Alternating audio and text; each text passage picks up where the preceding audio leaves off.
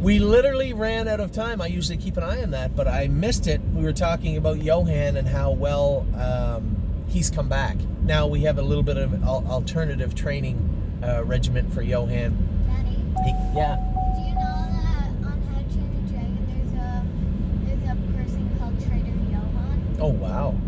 Well, Johan is a pretty nice horse for us. He looked like he was going to be... First glance is really nice, you're right, but he's 2. Johan's turning 3. He's going to turn 3 tomorrow. Johan has been just really broke my heart when he broke down, and I didn't know if he'd ever come back. The reason we've changed our training regimen is because the rate of re-injury in Heinz Suspensories has been significantly higher than I would expect it to be, or than I would be happy it was. So we changed things up, and we trained Johan down on the gallop. And the reason I wanted to do that was the ability to put some strength and endurance and muscle on him, but at the same time not stretch that suspensory out in a way that isn't natural for him. So I already know the horse can trot. We'll swing him into the trot very close to his qualifying date, but for now I want to gallop him. And we're going to take him, we were going to gallop him today. We're going to probably gallop him on Saturday, and then next week he'll go up to Dr. McKee. We'll re-ultrasound that leg, and what I would like to hear is completely healed, completely filled in. That would be good for me. So Johan, we're going to try something a little different and see if we can get him back to the races in that regard. And if we can, we never did ever have any shortage of speed and talent. So I'm excited to see what's Johan going to look like in 2020.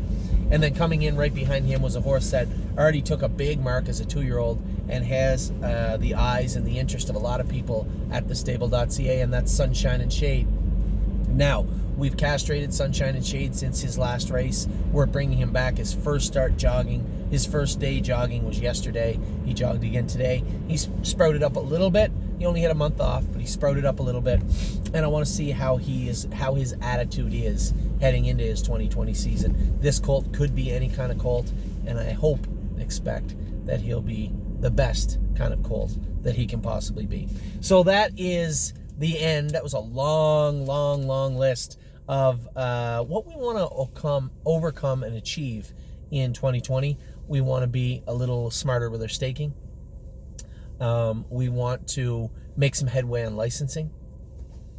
We definitely wanted to have a better fall, winter, and springtime, and it looks like we're well on our way to achieving that. And then obviously, same thing we do every year with the babies. Buy them in an affordable way that I believe they are underpriced, in a way that I believe they're underpriced.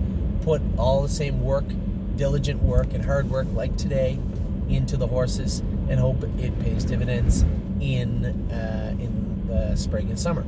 Now, the reason I say spring and summer is we want to see everybody come out. We want to see people come out and have watch their horses train. You know, keep an eye on their horses, stay involved with horse racing, and do it on their terms. We've talked about that. To a movie today? Possibly. Maybe we will go to a movie We'll go today. Spies in Disguise. That's possible. We might go to Spies in Disguise today. So we're planning out our New Year's Eve. I don't have a whole lot on the go. Curtis has a little party. Mario has a little party at his house. We're going to drop by and see him then. Maybe we will go to Spies in Disguise tonight.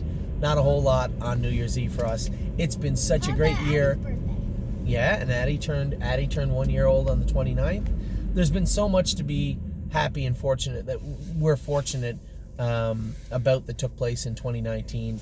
I just really love to keep it going, right? And I hope you're having fun. I hope you're excited and happy and along for the ride and fully committed, because I am too. So we'll be back in a minute with the 2-year-olds that have just turned 2 now tomorrow. And I'm going to give you 20 of them. My top 20. Now, it is very important that you understand. I almost didn't make this list, and I didn't want to make it, but at the same time, I thought, you know what? Fair is fair. If the horses haven't put out yet, I can't say, hey, you look at a horse like Miss Meringue, who's training good. We paid a lot of money for her. She's training really well. I have to put her in the part of the list that is fair and honest, according to how I see it.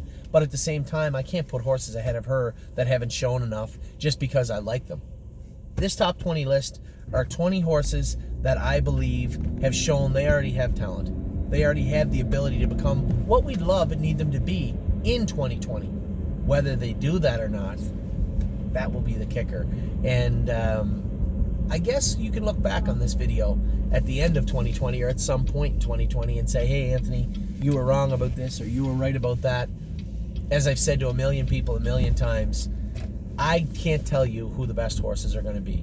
I can't tell you who the worst horses are going to be, but I can tell you what I think of each horse right here, right now. You got a pretty good idea who's on this top 20 list. I marked all the horses. I graded them all for you at the end of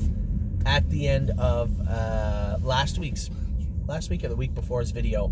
I marked them all and graded them all and told you what I thought of them. So this top 20 list shouldn't be a shock, but it's something we can go back and look on. I'm going to give you my top 20 list for 2020 as we roll into day one, the first day of a new decade here at thestable.ca. Be back in a minute. I'm going to give you your top 20 list.